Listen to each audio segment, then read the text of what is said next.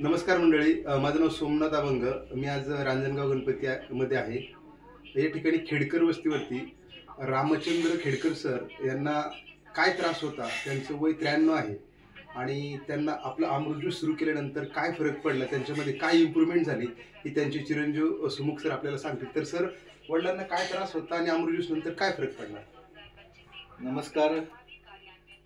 वडिलांचं वय आज 93 वर्ष आहे. 3 महिन्यापूर्वी त्यांना प्रोस्टेट कॅन्सरचं ऑपरेशन झालं.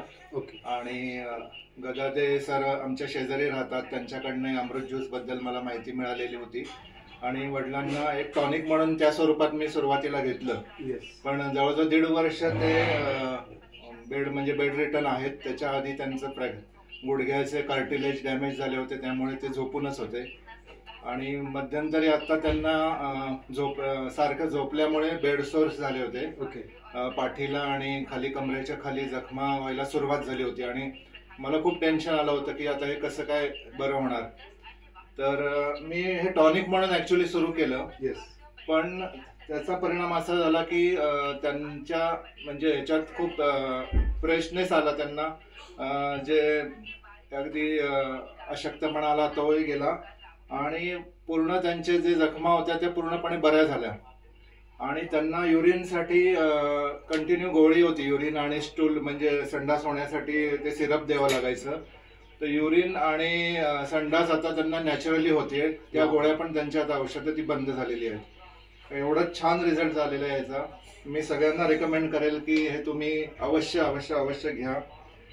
ज्यांना काही त्रास होत नसेल त्यांनी घेतलं तरी ते निरोगी राहतील. म्हणजे खूप सुंदर याचा रिझल्ट आहे. Yes, thank you so much sir. तर म्हणजे आपण पाहू शकतो, तुम्ही आता अण्णांना पण पहा, वय वर्ष 93 आहे. ऑलरेडी ते 1-1.5 वर्ष बेडवरती आहेत. त्यांना खूप सारे त्रास होते. गोळी किंवा सिरप घेतल्याशिवाय युरिन पोटी त्यांना होत नव्हते. बट अमृत ज्यूस घेतल्यानंतर खूप इम्प्रूव्हमेंट त्यांच्यामध्ये झाले असं त्यांचे चिरंजीव सांगतायत. तर तुम्ही त्यांना पाहू शकता. पाठीचं पाहिजे तर मी दाखवू का त्यांचे? येस, शक्य असेल तर दाखवा. अण्णा तर आपण पाहू शकतो, पाठीच्या त्यांच्या जखमा बऱ्या होत नव्हत्या. अमृत ज्यूस घेतल्यानंतर त्यात इम्प्रूव्हमेंट झाली. तेव्हा इथे दिसते डाग आता राहिलेत फक्त.